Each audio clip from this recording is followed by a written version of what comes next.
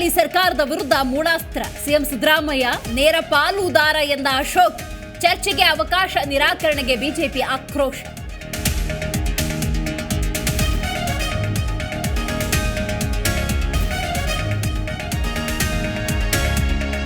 ದರ್ಶನ್ ವಿಚಾರವಾಗಿ ನಾವು ಮಾತನಾಡಿಲ್ಲ. ಮಗನ ಸ್ಕೂಲ್ ಸಮಸ್ಯೆ ಬಗ್ಗೆ ಅಷ್ಟೇ ಮಾತಾಡಿದ್ವಿ. ದರ್ಶನ್ ಪತ್ನಿ ಭೇಟಿ ಬಳಿಕ ಡಿಸಿಎಂ ಡಿಕೆ ಶಿವಕುಮಾರ್ ಹೇಳಿಕೆ.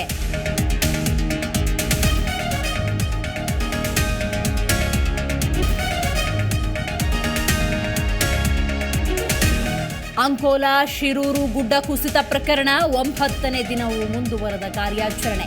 ಪೋಕ್ಲೈನ್ ನದಿಗಿಳಿಸಿ ಮಿಲಿಟರಿ ಕಾರ್ಯಾಚರಣೆ.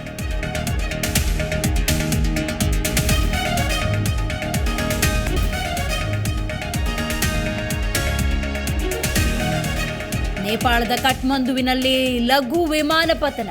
19 ಪ್ರಯಾಣಿಕರು ಸಜೀವ ದಹನ ಶಂಕೆ. ಸ್ಥಳಕ್ಕೆ ಪೊಲೀಸರ ಭೇಟಿ ಕಾರ್ಯಾಚರಣೆ.